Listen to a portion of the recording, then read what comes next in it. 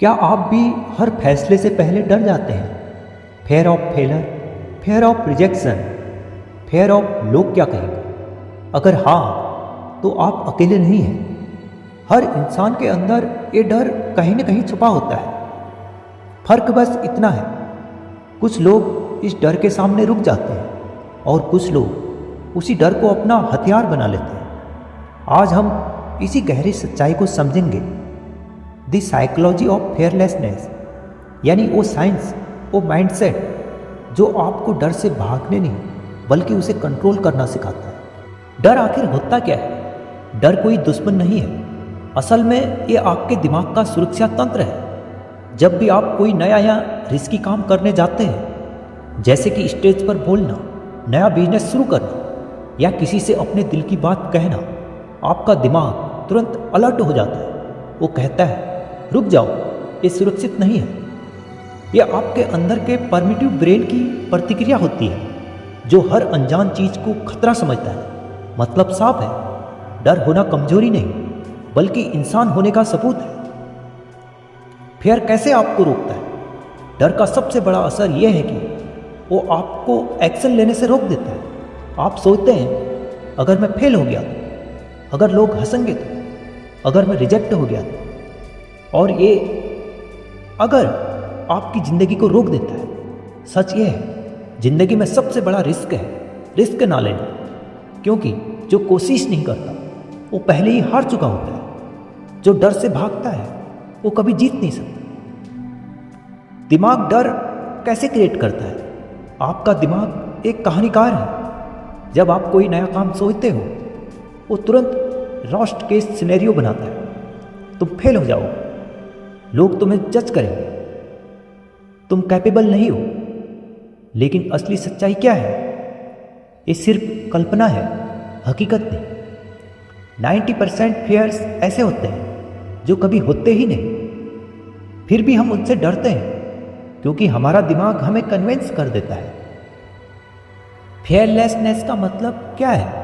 Fearlessness का मतलब ये नहीं कि आपको डर नहीं लगता। असली फेयरलेसनेस है डर के बावजूद एक्शन लेना। जब आप डर के सामने खड़े होकर कहते हो, हाँ मैं डरता हूँ लेकिन फिर भी करूँगा, तभी आप ग्रो करते हो। फेयर को कंट्रोल करने के 5 पावरफुल तरीके जिन्हें हर इंसान को जानना चाहिए। फेयर को पहचानो।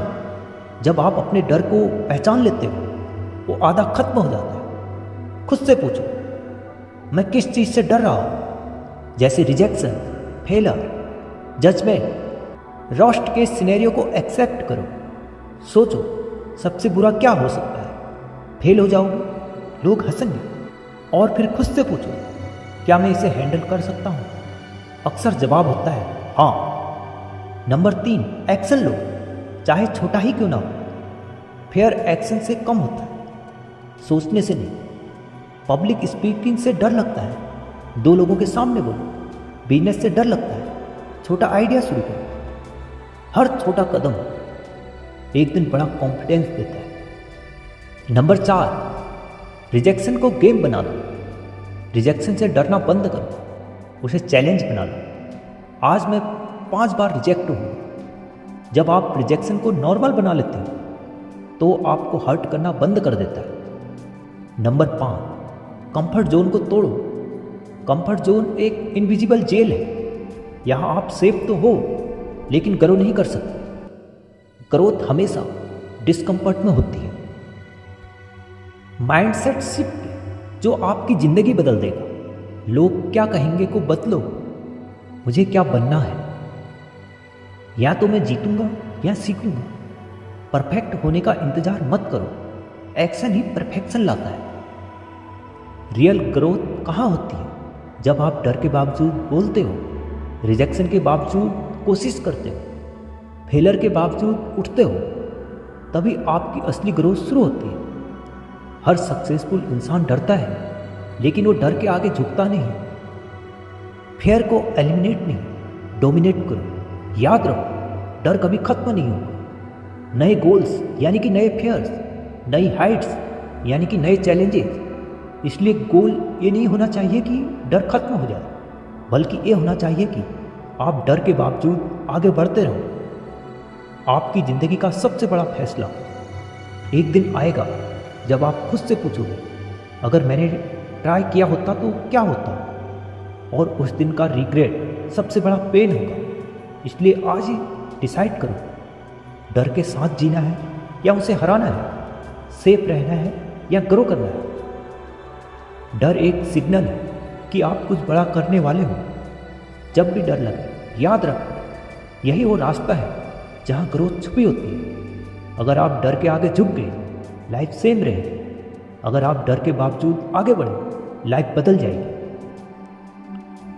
Fair of failure, fair of rejection, fair of लोग क्या कहेंगे, ये सब इल्यूजन्स हैं जो आपको रोकने के लिए बने हैं। लेकिन आप उन लोगों में से बन सकते हो जो डर को एक्सक्यूज नहीं, फ्यूल बनाते हैं। कंफर्ट जोन छोड़ो, रिस्क लो, बोल्ड डिसीजन लो और अपनी ज़िंदगी को नेक्स्ट लेवल पर ले जाओ।